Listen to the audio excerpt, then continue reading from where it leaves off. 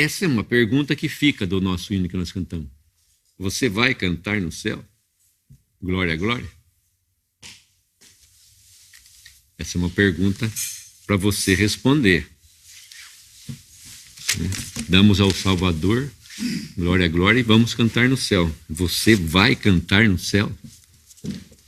Onde você vai estar na eternidade, né? Mas há tempos que a gente vem falando, e nas pregações aqui, os irmãos vêm falando, mas falam assim, sucintamente, né, sobre Filipenses 2, que fala dos 7 passos de humilhação que o Senhor Jesus deu da glória até este mundo. 7 passos, numa descendente, né? Desceu até o fundo, até o mais profundo, sempre descendo, a ordem, né, que nos fala, que nós vamos ler.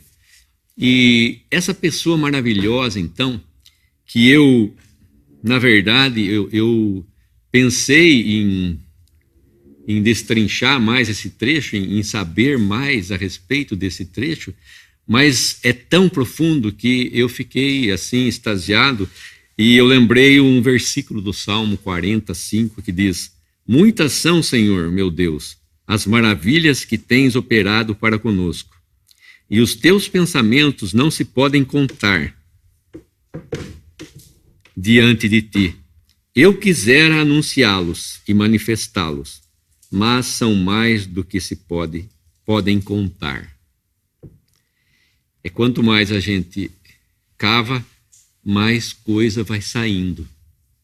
É uma fonte que quanto mais água se tira, mais água, né, ela chega à superfície.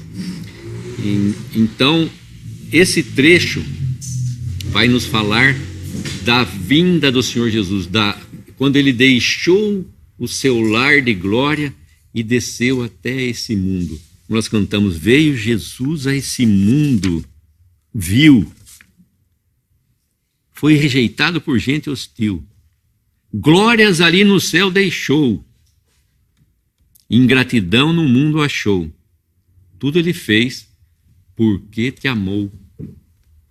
Tem um propósito, nós não podemos compreender na sua totalidade, na sua imensidão, na sua extensão, por que é que Deus amou ao homem de tal maneira que deu seu Filho unigênito, para que todo aquele que nele crê não perecesse, mas tivesse a vida eterna.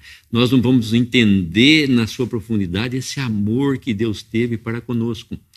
E o mais interessante é podermos entender por que é que ele, Deus eterno, o Filho eterno de Deus Todo-Poderoso, se fez carne como a nossa carne. Nós não vamos poder entender por que ele quis fazer isso. Por que ele criou o homem? E por que ele se fez em semelhança da carne? Semelhança, hein? Não igual. Semelhança da carne do pecado do homem, mas sem pecado. Como é que nós vamos entender por que Deus nos amou de tal forma que ele se fez como um de nós? Era preciso que ele descesse. Nós gostamos muito de estar em eminência, né? De subir, mas ele teve que descer. Descer até os pontos mais baixos da terra. Por quê? Porque ele tinha um propósito, que era salvar a todo pecador. Ele queria ter-nos de novo consigo. Eis-me aqui a mim, Senhor Jesus diz em Hebreus, e aos filhos que o Pai me deu. Regozijo-me, ó Deus, apraz-me em fazer a tua vontade. Era uma vontade também que era a vontade de Deus, que o Filho, o seu Filho tivesse, né, muitos filhos na glória. Pela alegria que lhe estava proposta, nos fala a palavra, suportou a cruz. Ele tinha uma alegria que estava à frente daquela vergonha, daquela ignomínia, daquilo que ele ia sofrer nas mãos da criatura, também daquilo que ele ia padecer nas mãos de Deus, 3 vezes santo. Ele tinha uma alegria proposta. E ele suporta a cruz. Ele se faz homem em semelhança da carne do pecado, sujeito a todas as coisas que nós vemos que nos cercam, mas sem pecado. Nele não havia pecado, ele não podia pecar. O ente santo que de ti será gerado, será chamado Filho de Deus. Né? Ele era o ente santo que Deus gerou. Corpo me preparaste. O Senhor Jesus veio a esse mundo porque Deus preparou um corpo para ele. Não foi uma procriação, foi uma criação, foi uma nova criação, uma nova criatura. Nenhum homem jamais vai se igualar ao Senhor Jesus, porque ele era homem e era Deus. Muitas coisas nós não podemos compreender, como se deu essa encarnação, como Deus gerou esse corpo santo no ventre de Maria. Mas nós sabemos que foi possível, porque ele veio. E quem fez essa obra, essa maravilha, essa criação, foi Deus. Se nós olharmos para uma criança, quando ela é concebida, quando ela nasce, de 2 células que se juntam e sai numa pessoa de carne e ossos, né, com todos os sentidos. Quando a gente olha para uma criança, um bebê, fala, como é que ele foi formado? Onde estava a alma dessa criança há um tempo atrás, há um ano atrás? Onde é que estava? Como se formou? Como é que Deus trabalha? Né? Como que Deus cria? E Deus, então, criou o corpo do Senhor Jesus que veio até esse mundo. Mas lá em Efésios, Paulo nos relata na sua sabedoria que ele teve, muitas coisas que ele recebeu direto do Senhor. Está lá em Filipenses capítulo 2, se a gente pudesse abrir a Bíblia aí. Filipenses capítulo 2.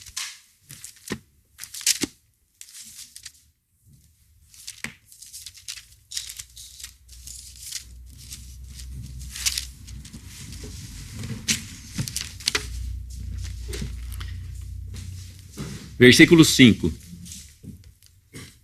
De sorte que haja em vós o mesmo sentimento que houve também em Cristo Jesus, que sendo em forma de Deus, não teve por usurpação, ou seja, não tirou o benefício de ser Deus, sendo em forma de Deus, não tirou o benefício, não teve por usurpação ser igual a Deus, mas esvaziou-se a si mesmo. Primeiro passo. Tomando a forma de servo, segundo passo. Fazendo-se semelhante aos homens, terceiro passo. E achado, Filipenses 2:8, e achado na forma de homem, humilhou-se a si mesmo. 5. 6 agora, sendo obediente até a morte, e morte de cruz. O 7. Então ele esvazia esse Deus que estava na glória, como nós cantamos, que desceu a esse mundo, ele fez-se carne. Mas ele, sendo em forma de Deus, como fala o versículo 6, não se usurpou dessa glória que ele tinha e fez o quê? Esvaziou-se a si mesmo. Esvaziou-se totalmente. A palavra fala, tem alguns versículos que fala, aniquilou-se totalmente. Ele tirou toda a sua, tudo o que podia, né, ser estranho ao homem. Ele veio em forma de homem. Então ele deixou a glória, ele se esvaziou, ele era Deus. Ele não deixou de ser Deus. Ele sempre foi Deus. Deus homem, que se fez carne. E o primeiro passo, então, que ele fez foi esvaziar-se a si mesmo, esvaziar-se como Deus da sua glória exterior, daquilo que ele poderia ser exteriormente. Ele não veio, quem olhava para ele, não via aquele, como se costuma, né, ter aí aqueles quadros onde aparecem os chamados santos, ou uma pessoa que é santa, ou mesmo a imagem que eles imaginam, né, de Jesus com aquele halo, aquela coroa que fica brilhando em cima. Ele não veio com isso. Nem o homem tem direito de colocar isso como uma imagem, né? Porque ele era Deus. Ele era Deus. E o homem, então, muitas pessoas, como eu disse, isso aqui é uma coisa profunda, porque é uma coisa que o homem não conseguindo, na sua mente natural, no racional, entender, ele quer explicar de alguma outra forma diferente.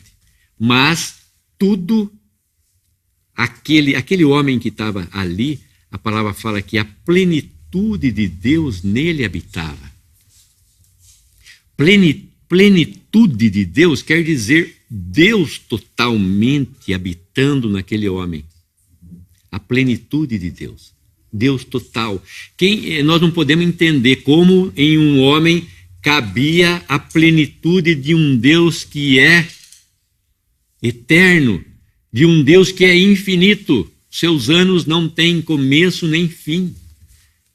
Não se pode falar que Deus começa num lugar, tem um meio e termina no outro. Deus é infinito, não se pode contar, não se pode medir. E estava ali naquela pessoa do Senhor Jesus toda a plenitude da divindade. Aquele bebê que estava na manjedoura, que nasceu num estábulo onde se tinha animais, né? Aquele que estava na manjedoura era o Emanuel, que fala em Isaías. Era o Deus conosco. E ele era o exato Deus, sustentando todas as coisas pela palavra do seu poder. Agora, como nós podemos entender isso? A palavra nos diz, o qual, a respeito de Jesus, o qual sendo, está lá em Hebreus 1:3, o qual sendo o resplendor da sua glória, o brilho total da glória de Deus, embora não tivesse esse brilho, como nós já falamos, e a expressa imagem da sua pessoa, da pessoa de Deus, e sustentando todas as coisas pela palavra do seu poder, ele, aquele bebê, naquela manjedoura onde se colocava palha, capim para o gado, ele estava ali. Aquele homem não era nada mais, nada menos do que aquele que sustentava todas as coisas pela palavra do seu poder, havendo feito por si mesmo a purificação dos nossos pecados, assentou-se à destra da majestade nas alturas. Também ele estava da mesma forma ali como quando todas as coisas foram criadas por ele. Colossenses 1,15 diz, o qual é a imagem do Deus invisível, o primogênito de toda a criação, porque nele, em Jesus, foram criadas todas as coisas que há nos céus e na terra, visíveis e invisíveis, sejam tronos, sejam dominações, sejam principados, potestades, tudo foi criado por ele e para ele. E ele é antes de todas as coisas, e todas as coisas subsistem, se sustentam por ele. Aquele bebê era o que havia feito todo o universo, era o que havia feito todas as coisas, era aquele que havia feito aqueles homens, era aquele que havia criado José e havia criado Maria. Ele estava ali na forma, nasceu na forma, entrou no mundo, né, nasceu de uma virgem, entrou no mundo como uma criança normal. precisando de cuidados do seu pai, né? E de sua mãe, José. E ele, que criou, tudo foi criado por ele e para ele. Agora, como o homem natural entende essas coisas? É o que está escrito na palavra de Deus. Que ele, o nosso Salvador, então, ele sendo em forma de Deus, ele não teve por glória ao ser igual a Deus. Ele se fez carne. Ele precisava ter nascido, ele precisava ter feito carne, adiantando um pouco a nossa história, porque era necessário que ele morresse. Embora ele não tivesse nenhum pecado sobre si, nem em si, ele precisava morrer.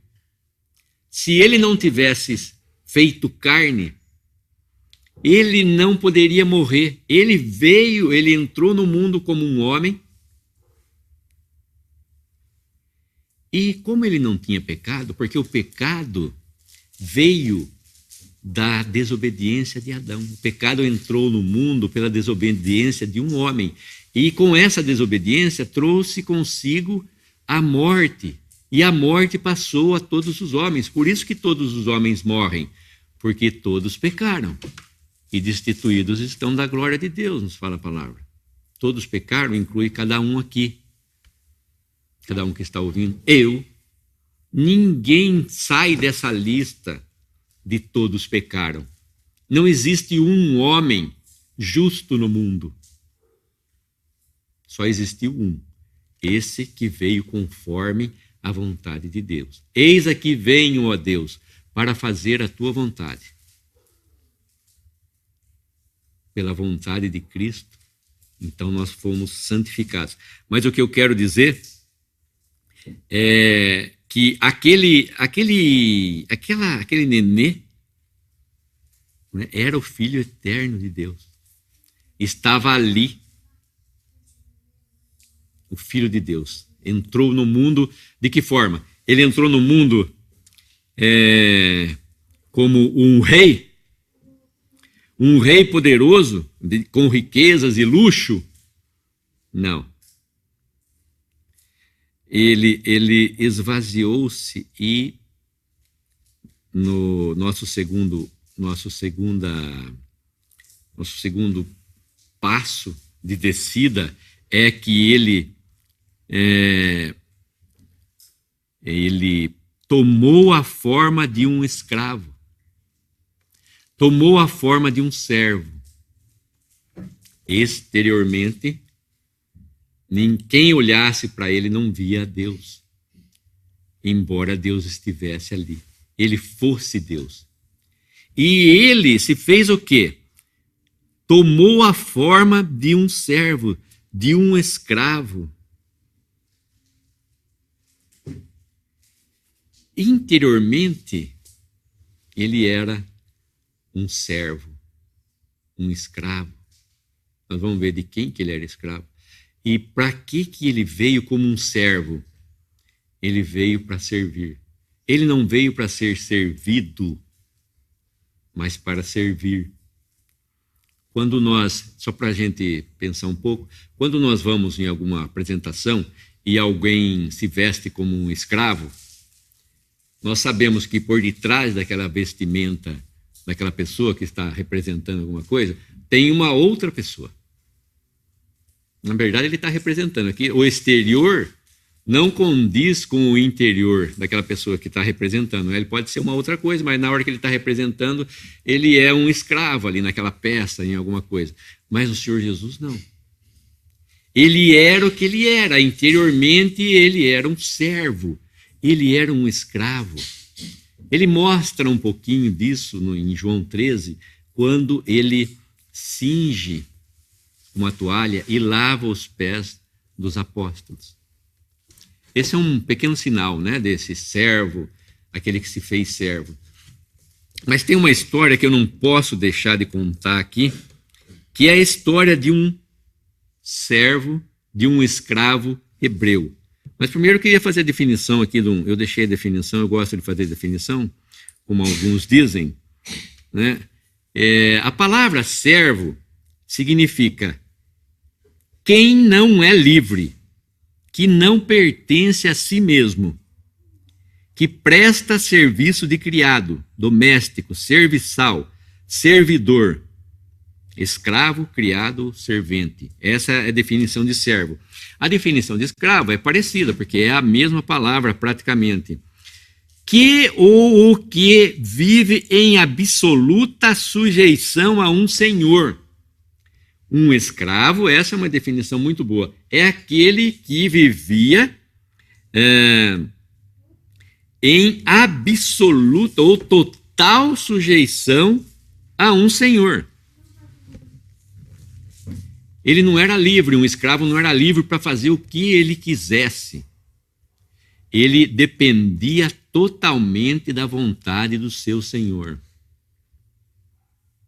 Então, ele foi realmente um servo. Ele foi o servo.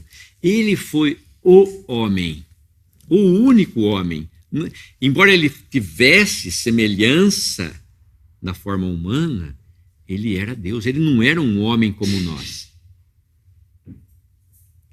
Ele não era um homem como nós. Ele era um homem e era um Deus. Não era meio homem e meio Deus. Ele era Deus e homem. Nós vemos algumas manifestações do Senhor Jesus como Deus, para alguns, né? E maiormente a sua administração como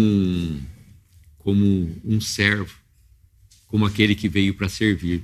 Mas ele tinha um senhor, então, como eu já disse, não era o homem que era senhor dele, nem o diabo. Era Deus, seu pai, que era senhor dele. Mas tem essa história do servo hebreu, que está lá em Êxodo 21. Êxodo 21. Muito interessante. É uma figura. Tudo o que nós vemos, tudo não, a maior parte do que nós lemos no Antigo Testamento, nos fala, é um tipo da pessoa do Senhor Jesus. É um tipo de Cristo. Muitos exemplos. Nós temos lido,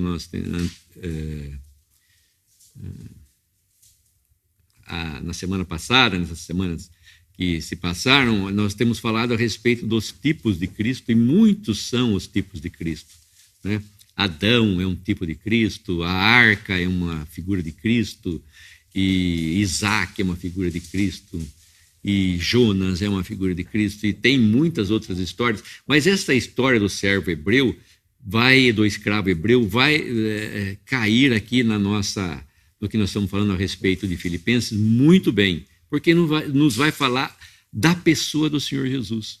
Embora se refira a um escravo hebreu, tem o tipo exato da pessoa do Senhor Jesus. Está lá em Êxodo 21.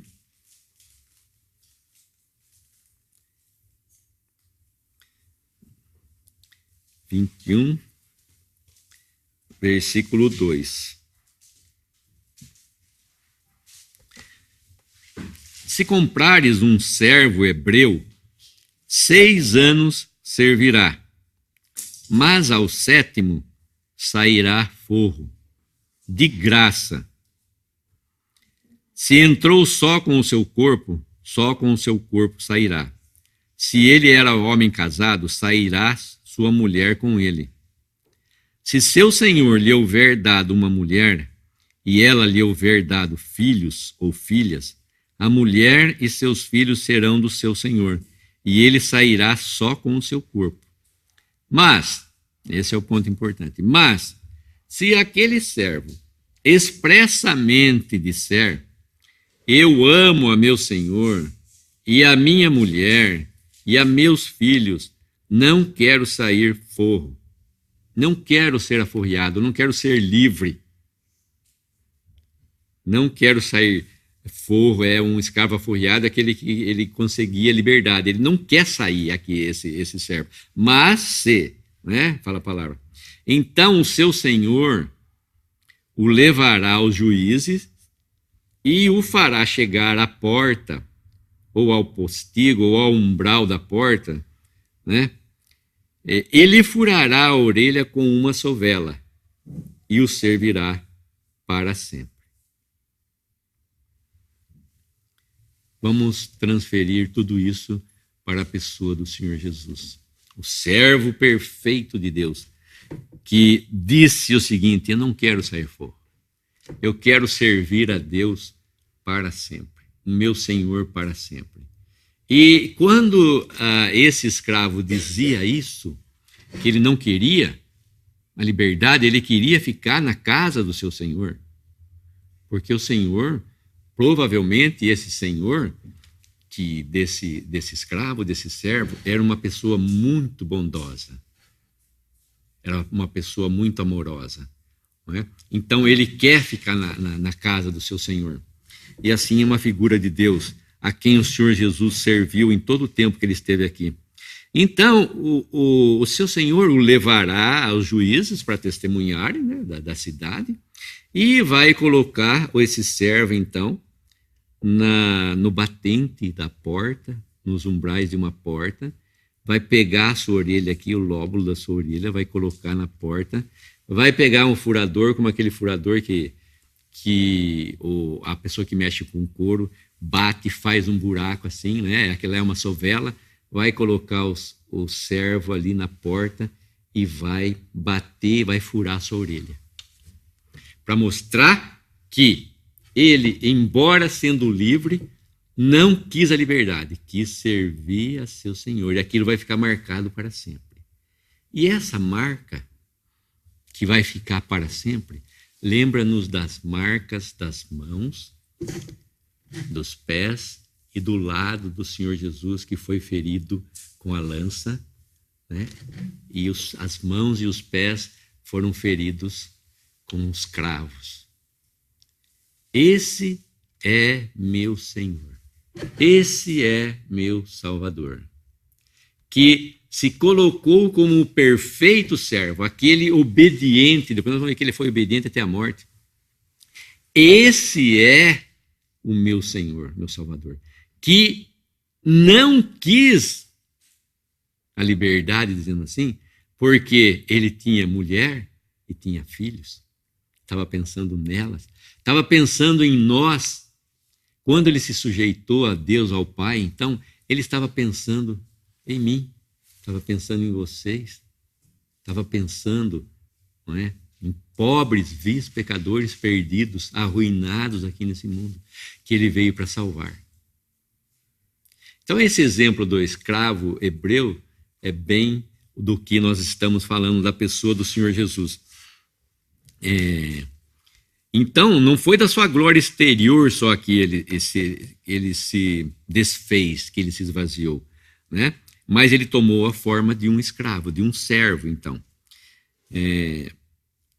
E ele não deixou, depois que ele fez todas as coisas, que ele não veio para ser servido, mas para servir. Nós vemos o Senhor hoje, adiantando um pouco também, né? Nós temos os 7 passos do Senhor Jesus para a glória, e adiantando um pouco, ele está agora na glória de Deus, como o nosso advogado e o nosso intercessor.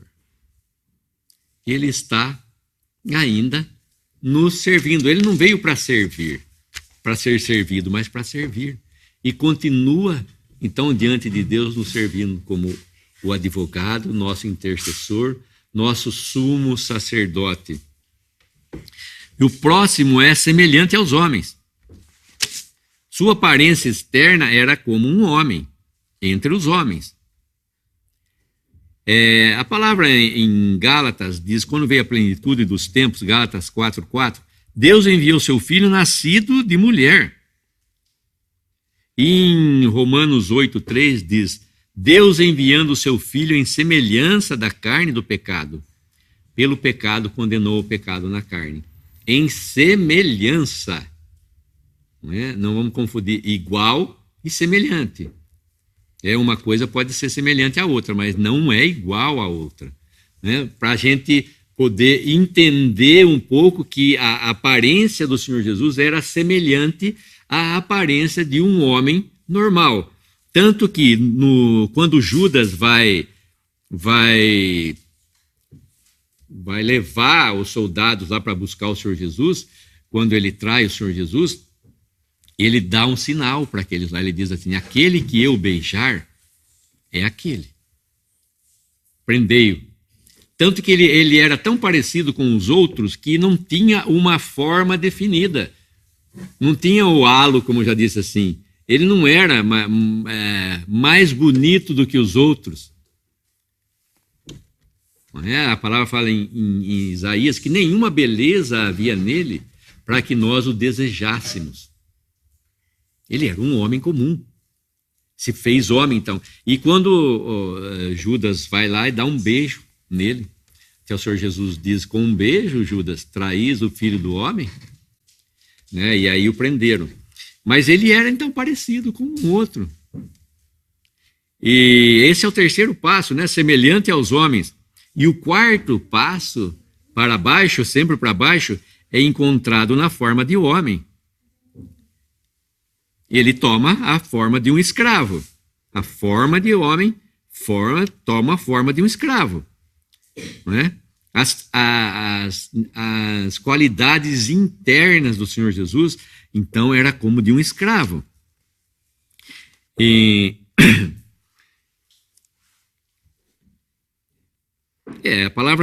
a palavra fala como homem, como eu já disse aqui, mas é um homem que não é igual, ele não é igual a nós. Ele é semelhante a nós. Nenhum homem, não houve nenhum outro homem e não vai haver nenhum outro homem como o Senhor Jesus. Na verdade, ele veio para mostrar que o que o homem deveria ser? Total obediência a Deus. Foi exatamente o que o homem não fez. Foi uma total desobediência a Deus. Quando Deus criou Adão e Deus criou Eva, eles mostraram o quê? Uma total independência de Deus. Quando o diabo diz para Eva, né? E sereis como Deus, e serão abertos os vossos olhos. Bom, sereis como Deus, então eu não vou precisar mais depender de Deus em todas as coisas, eu vou poder ser o que eu quiser. É isso que o diabo quer inculcar nas cabeças das pessoas, que eles são, né? Procure os seus sonhos, procure realizar, procure ser o que você é, procure sua vida, procure viver a sua vida, fazer, né, tudo aqui para agradar a você, menos para agradar a Deus. Quando você agrada a si mesmo, quando você se exalta a si mesmo, né, Deus vai ter que te humilhar, a palavra fala. E quando você quer fazer a sua vontade e não a vontade de Deus, isso vai levar você para um caminho, às vezes, sem volta. Quando o homem, por total desobediência, uma rebeldia sem igual, na verdade, o pecado de Adão foi o pecado de rebeldia. Ele foi rebelde àquilo que Deus havia determinado, para que ele não comesse da árvore do conhecimento do bem e do mal. Como nós falamos aqui, existiam mais de, vamos pôr assim, né, 20 mil árvores frutíferas na criação que Deus fez. Mas, eu estou fazendo um cálculo aqui, eu não sei dizer direito, mas 20 mil, mais ou menos, de todos, né, nós conhecemos algumas espécies, e essas espécies têm subespécies. Nós conhecemos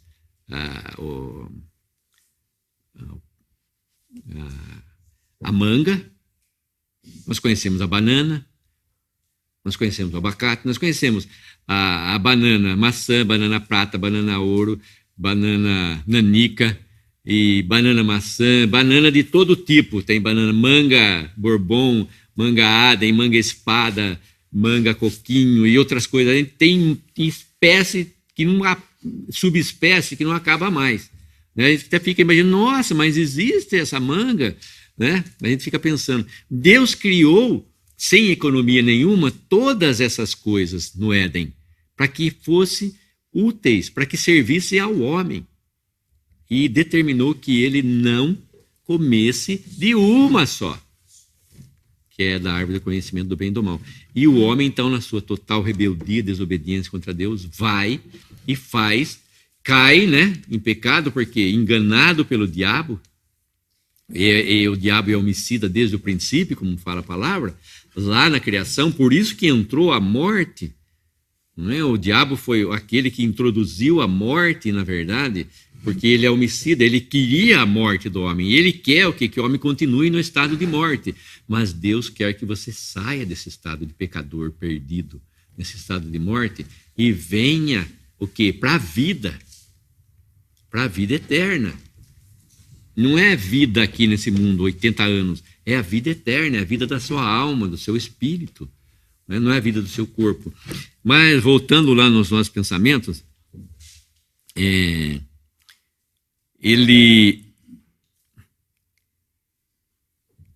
veio, então, foi encontrado na forma de homem. A gente tem que ver cada passo. O quarto passo era sendo encontrado na forma de homem.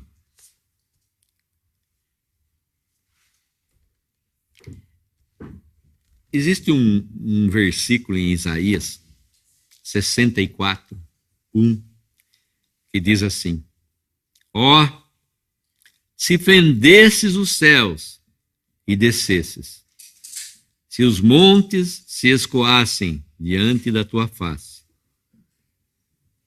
E foi exatamente o que Deus fez. ó, se fendesses os céus e descesses, se abrisse os céus, Isaías está dizendo, e se descesses, se o Senhor fizesse isso, e ele fez. Ele abriu os céus e ele desceu. E nós vimos, João diz, e vimos o Filho de Deus aqui nesse mundo. Nós andamos com ele, nós ouvimos, nós sentimos, nós tocamos o verbo da vida. João, na ceia, ele está reclinado no seio, aqui no seio do Senhor Jesus. Nós vemos a história que começa com o Senhor Jesus no seio do Pai. E nós vemos no final do Evangelho, João no seio de Jesus. Que bênção é essa para o homem? O homem poder chegar tão perto de Deus. Havia uma proximidade tão grande, não podemos medir isso, do Filho eterno de Deus no seio do Pai, como fala a palavra, na glória eterna. E agora esse Filho eterno sendo se manifestado em carne e o homem podendo tocá-lo. A sua criação podendo tocá-lo. João podendo descansar sobre o seio do Senhor Jesus, aqui, os peitos do Senhor Jesus. Que bênção é essa para o homem? Que descida, que fissura foi essa nos céus que Deus fez? Que amor foi esse imensurável que Deus teve para com o homem? E que o homem faz com tudo isso? Uma pergunta, será que o homem crê que ele é perdido, que essa criação aqui que Deus fez, ela está manchada pelo pecado?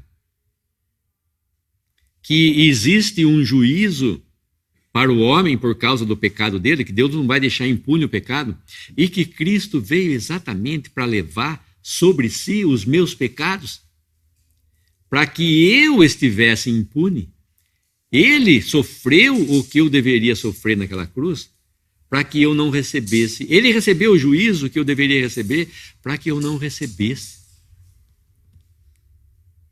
Ele morreu no meu lugar. Essa é a morte substitutiva do Senhor Jesus. A morte dele por mim na cruz. A morte por cada um. Todo aquele que crê agora recebe perdão de pecados. E é justificado diante de Deus. Todos os seus pecados são apagados. Todos os seus pecados são lançados no esquecimento e Deus não fará mais menção dos seus pecados. Agora, aquele que não crê no Senhor Jesus, a ira de Deus sobre ele permanece. Fala lá em João 3. Se você não crê, a ira de Deus está sobre você. O pecado seu está sobre você. Se os seus pecados não estiveram em Cristo, eles estão ainda com você. E como você vai se livrar dele? Crê no Senhor Jesus Cristo, será salvo, fala a palavra. Crê na obra que ele fez substitutiva, substituindo você naquela cruz. E você vai ser salvo. O sangue do Senhor Jesus nos purifica de todo pecado. É a única coisa que paga pecado, é a única coisa que pode me trazer de volta para a presença de Deus, é essa morte do Senhor Jesus, é esse sangue vertido na cruz que me tira dessa condição de pecador perdido, né, e traz uma posição de filhos agora, filhos queridos de Deus, né, juntos com o Senhor Jesus. Ele se humilhou, ele se fez o mais baixo. Não existe Deus, tudo que Deus faz é inigualável, não tem coisa igual aqui nesse mundo. Se esse homem, Senhor Jesus, se abaixou, se ele se humilhou, se ele se esvaziou, se ele se fez servo, foi o melhor possível, foi o maior possível. Se ele se abaixou, nenhum outro homem se abaixou como ele. Não se fala na humilhação de nenhuma outra pessoa como foi a humilhação do Senhor Jesus. Não tem nada para se comparar. Como nós já falamos aqui, né? Nós sabemos quando um rio se seca, nós vemos um rio caudaloso quando tem chuva, né? Depois nós vemos aqueles rios que se tornam em deserto. Temos um exemplo disso na palavra de Deus, né? O rio do Negueb, lá do deserto, ele fica seco. Então, quando um rio fica seco, nós podemos pensar que é o máximo do que aquele rio podia acontecer com ele. Quando ainda está correndo um fio d'água, nós podemos dizer, aqui estava passando um rio, mas quando não está correndo mais nada, nós dizemos, esse rio não existe mais. Então é a forma da gente pensar, o Senhor Jesus se humilhou de tamanha forma, né, que ele se secou, chegou ao mais baixo possível que nenhum homem poderia ter chegado. E isso, pensar em humilhação, ele se fez humilde, ele se humilhou. E ele diz nos evangelhos, eu sou manso e humilde de coração. Esse que é manso e humilde de coração, que é o meu Senhor, que é o Senhor Jesus, ele diz, porque assim diz o alto e o sublime, está em Isaías 57:15, que habita na eternidade e cujo nome é santo. Em um alto e santo lugar habito, e também com o contrito e abatido de espírito, para vivificar o espírito dos abatidos e para vivificar o coração dos contritos. Duas posições. Uma posição grande, no versículo de Isaías 57:15. Porque assim diz o alto e o sublime. O alto, quando a gente pensar que alto, põe alto aí, não dá para a gente definir. E o sublime é uma coisa, a melhor coisa que existe. Quando fala alto, né, Deus habita na eternidade, cujo nome é santo. Em um alto e santo lugar habito. E também com o contrito e abatido de espírito. Como pode... Claro que nos fala aqui da pessoa do Senhor Jesus. Mas como pode Deus habitar num alto lugar e com o contrito, com o abatido de coração? Ele pode fazer isso. Porque aquele que se humilha diante de Deus será exaltado, mas aquele que se exalta será humilhado. Com Deus a regra é essa. Se eu me reconheço, se eu me humilho diante de Deus, se eu dobro os meus joelhos diante de Deus, né? Se eu dobro a minha vontade, se eu faço a vontade de Deus como aquele Senhor que tem o senhorio total da minha vida, se eu faço isso, eu vou ser exaltado. Agora, se eu vivo em total rebeldia, se eu não reconheço o senhorio de Cristo na minha vida, se eu não reconheço que Ele é o Senhor, porque o Senhor Jesus Cristo é o Senhor, agora, depois que Ele foi ressurreto dentre os mortos, né? E nós temos alguns exemplos da humildade do Senhor Jesus, não vai dar. Da humildade do Senhor Jesus, eu vou ler bem rapidinho. Ele foi nascido de mulher, ele foi a semelhança da carne pecaminosa, foi feito um pouco menor do que os anjos. Embora ele fosse rico, por nossa causa ele se fez pobre. Está lá em 2 Coríntios 8:9. Nasceu em um estábulo, foi colocado em uma manjedoura, viveu na desprezada aldeia de Nazaré. Tanto que Natanael diz, né? Pode vir alguma coisa boa de Nazaré? Pergunta se o Senhor Jesus era de Nazaré. Ele morou em Nazaré.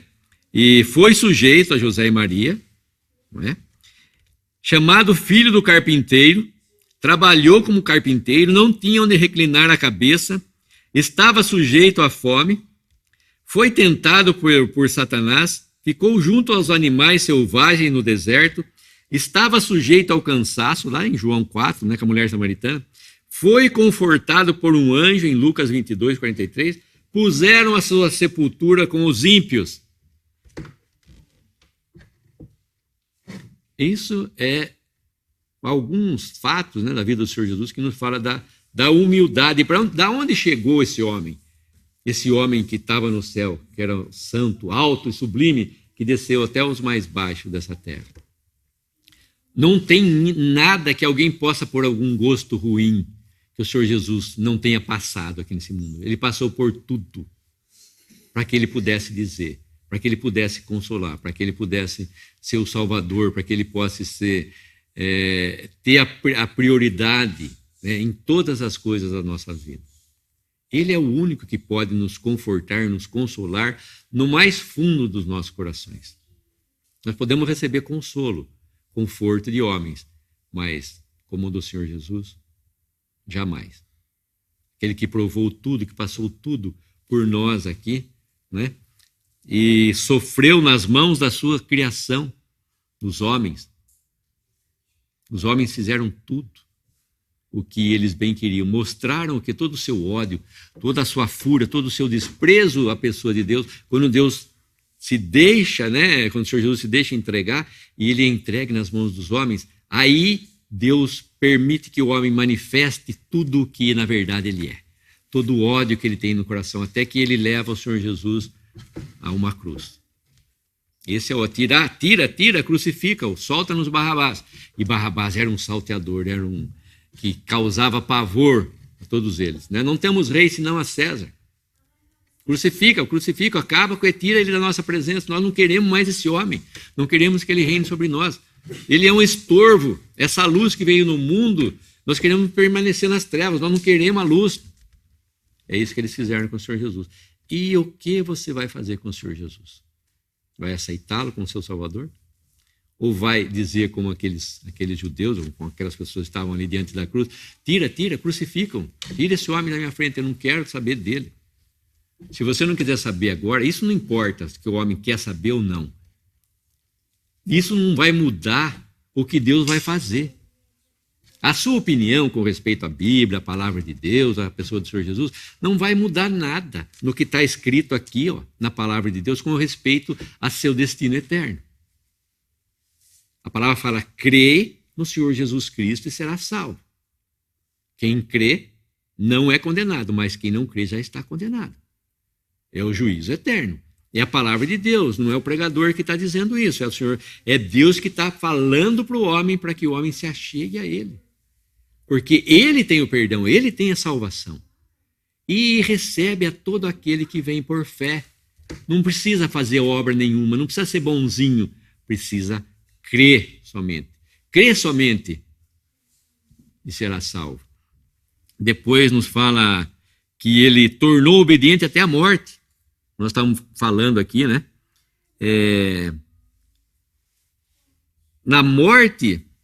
Não há homem maior do que este, como a gente fala, né? Como eu estava falando a respeito do Senhor Jesus, que não tem nada que tudo que Deus fez não se pode ter nada comparável aqui. Nenhum homem foi comparável ao Senhor Jesus. Ele mesmo diz, não há homem maior do que este, que dê a vida pelos seus amigos. Está em João 15:13. Não há uma pessoa maior do que o Senhor Jesus. Ninguém que passou por esse mundo podia falar isso aqui, ó. Não há homem maior do que eu, que deu a sua vida pelos seus amigos. Não tem. Ele foi o único que poderia falar isso. E ele deu a vida por nós naquela cruz. Ele foi até a cruz e foi obediente.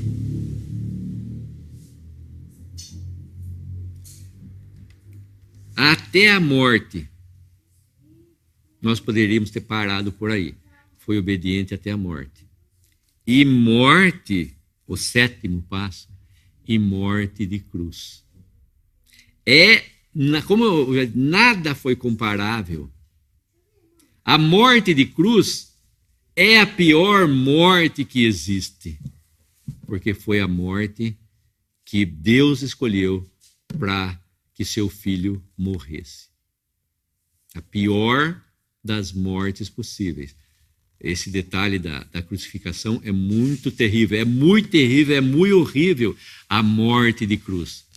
Ter ido até a morte, se ele tivesse simplesmente morrido a morte fosse uma morte simples, teve um ataque cardíaco e morreu. Não, foi uma morte dolorosa.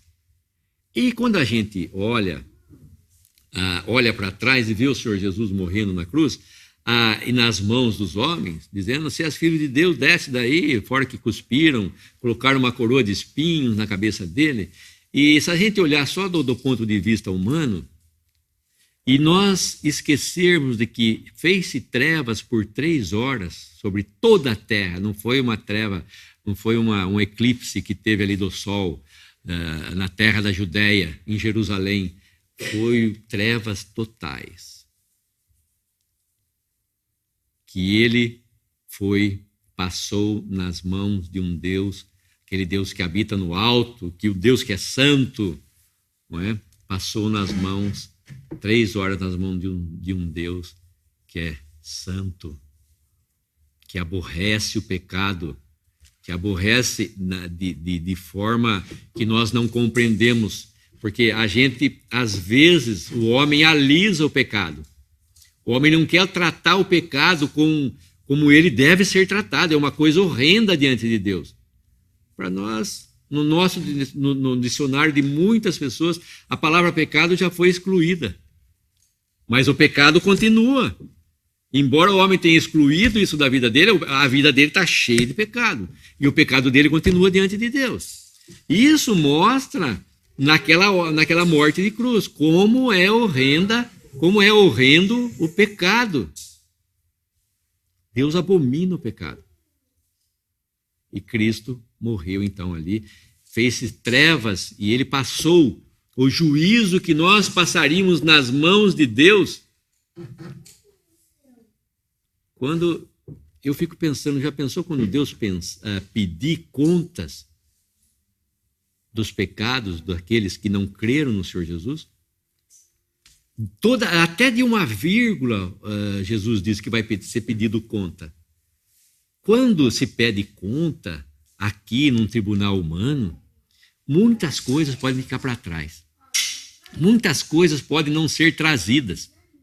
E, às vezes, as contas que eu tenho que pagar aqui, que o homem tem que pagar por causa de uma falta que ele comete, você vai fazer obra de caridade.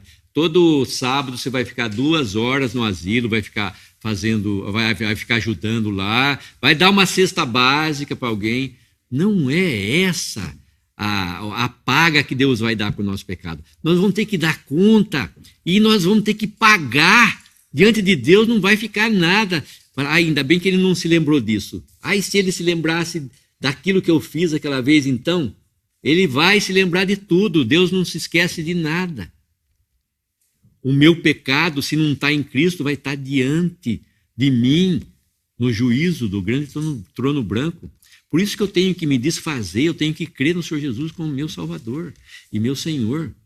Depois de tudo isso que Ele passou, depois de tudo isso que Ele fez por mim, eu vou desprezar essa salvação maravilhosa? Eu vou não crer, eu vou continuar na minha vida de pecado? Eu vou não querer servir ao Senhor Jesus aqui, por mais esse tempo, esse resto da minha vida, se alguém ainda não crê? E a recompensa que nós vamos ter vai ser tremenda. Nada a se comparar, como eu já disse mais uma vez, nada a se comparar com aquilo que Deus tem para nós, na glória. Nada que esse mundo possa servir de exemplo para aquilo que Deus tem reservado para aqueles que o amam. Então você vai cantar na glória? Aonde você vai estar? Onde você vai passar a sua eternidade? Podemos dar graça? Nosso bendito Deus e Pai, te agradecemos mais uma vez pela tua palavra, pelo teu evangelho, pela tua graça, pela tua misericórdia, pelo teu favor, Senhor Jesus, por teres vindo, teres mostrado, nem em palavras, mas em obras, teu grande amor por nós, sofrendo ali naquela cruz, morrendo pelos nossos pecados, dando a tua vida ali por nós. Pai, te agradecemos por teres nos dado o que mais precioso tu tinhas, teu Filho amado. Pedimos mais uma vez por este evangelho, pela tua palavra, que o Senhor possa trazer salvação. Pedimos por essa semana também, pelos teus cuidados, no precioso e digno nome do Senhor Jesus. Amém.